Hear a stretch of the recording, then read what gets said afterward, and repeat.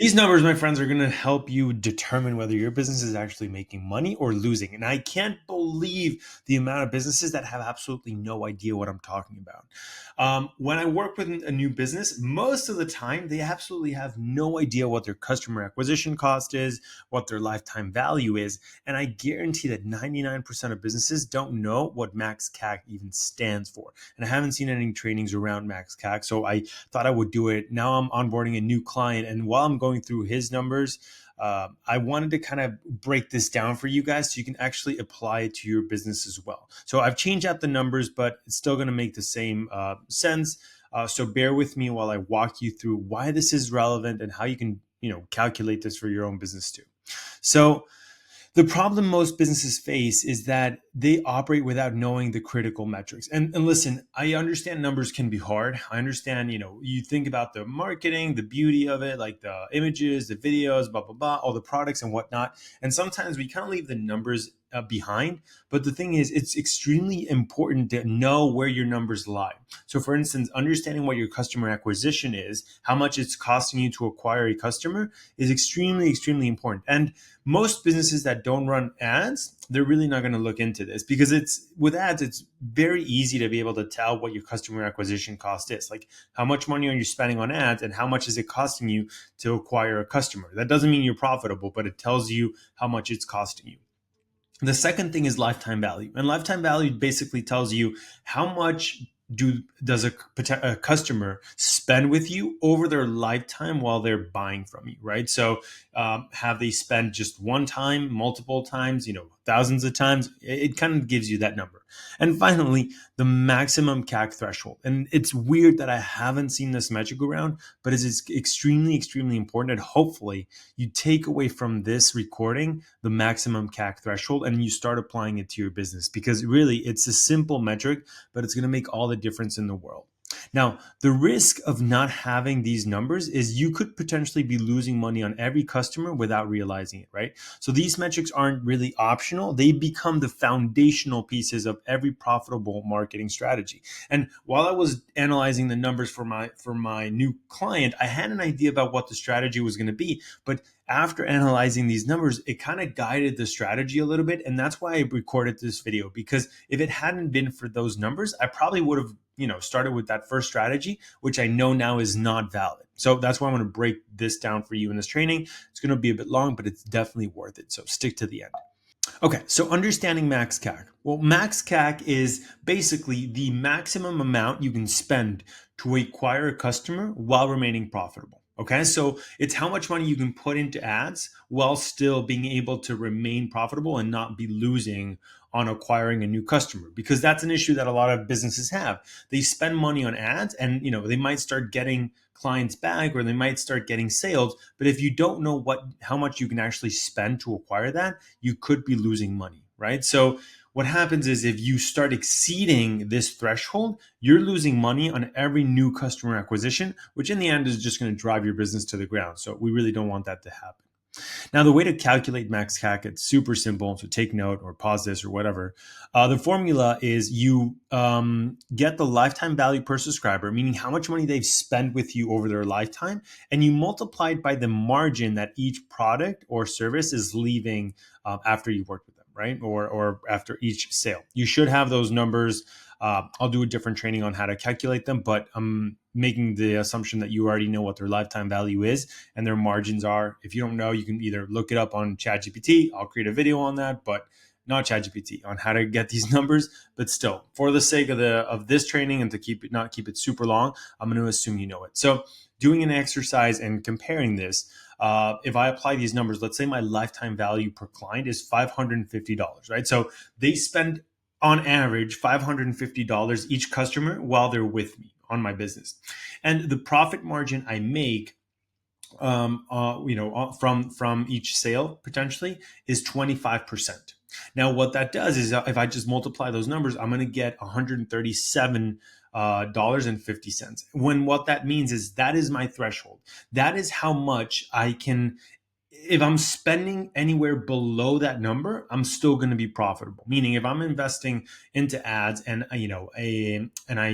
it costs me $137, I would be breaking even. If I'm, you spending $135, then it means I'm profitable. If I'm spending 138, 139, $140 to acquire one customer, it means I am losing money on in the back end for every new customer I bring in. So this is why it's extremely, extremely important to know this, because that starts determining, even if you haven't run ads, this is going to be the first starting point for you to kind of get an idea about how much you can be spending on ads potentially, right?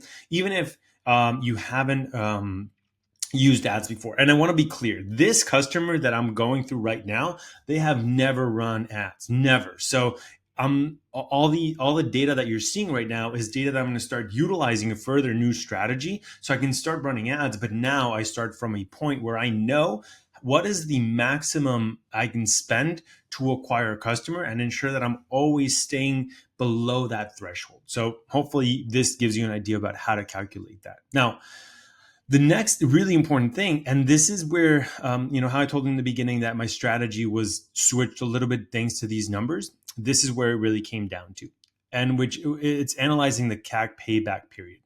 Basically, what this tells you is how much time, is it going to take for you in order for you, man, I'm speaking really bad today, in order for you to make back what it cost you to acquire a customer. The formula is super simple. It's basically the CAC that we calculated divided by the weekly profit in this case, right? Because my customer or my client uses a weekly subscription model. So again, this shows you how long it takes to recover your acquisition costs. The example here is very simple. I came up with these numbers. Let's say the weekly revenue per subscriber is $71. The margins, same as the past one, 25%. So the weekly profit that they get is $16.25. And the customer acquisition cost, like I told you before, is $137.50. Now, the payback period, which is what I can calculate based on, taking the CAC you're seeing right here and the weekly profit, is 8.46 weeks in this case, right? It means that it takes me, if the customer is with me for 8 or close to 9 weeks, I am going to make my money back. If they leave me before that, I'm probably going to be losing money. So that's the point where I break even. If they're with me for a lot longer, great. Obviously, I'm even more profitable because, again, remember, like, these numbers are based on the margins that we're already making. So it's a little bit different there, but this is important. And I want to make a really quick stop here and talk about why my strategy was changed because of this. So this particular client has a weekly subscription model and it's worked perfectly for right now.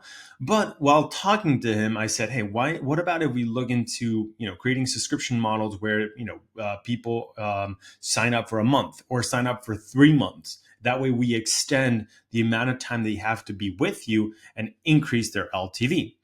If I hadn't done these numbers, I probably would have gone after the first strategy, which is the 1 month retention plan.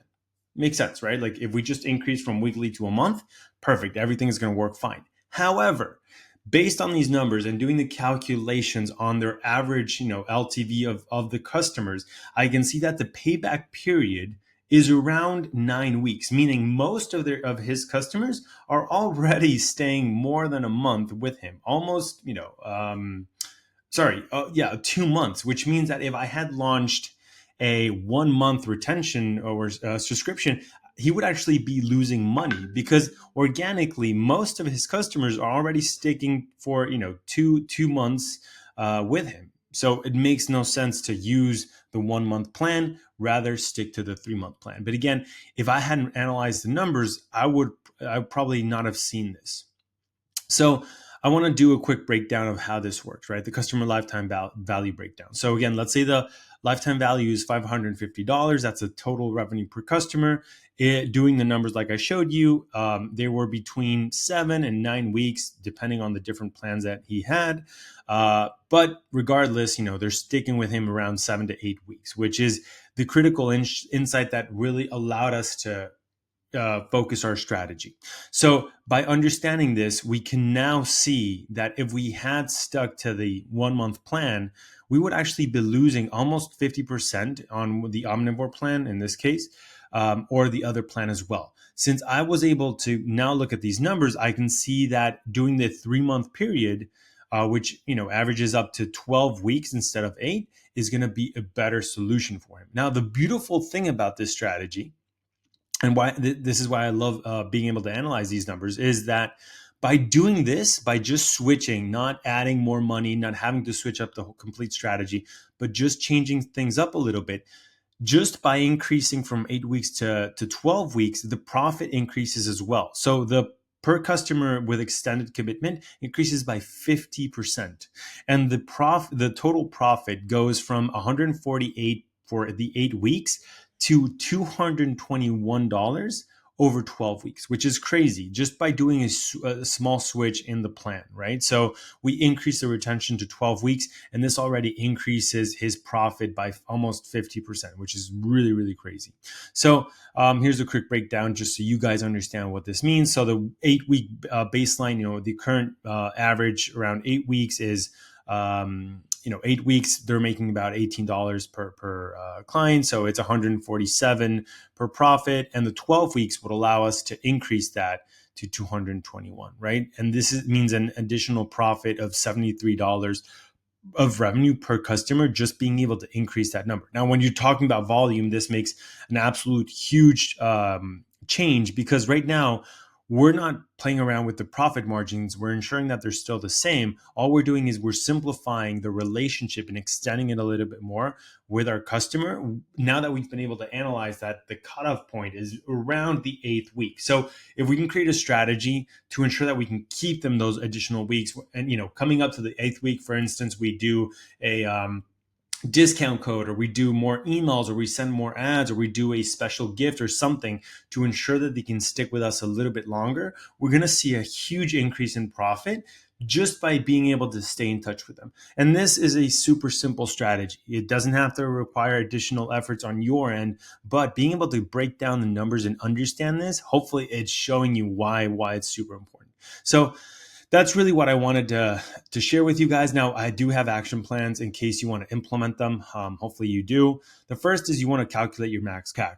Again, you use the LTV times the margin to establish what the acquisition spending limit is. Then you want to measure your payback period. You can go back on this video and check out what it is. You identify churn patterns, like I did in this one, where I saw that the cutoff was around the 8th week. So you build a strategy around that. And, in this case, we're going to extend the commitment to see if we can increase LTV by 50% or more. Hopefully this training was good. I would love to know what you guys think about these sort of videos. But for now, that's it. And hopefully I see you on the next one.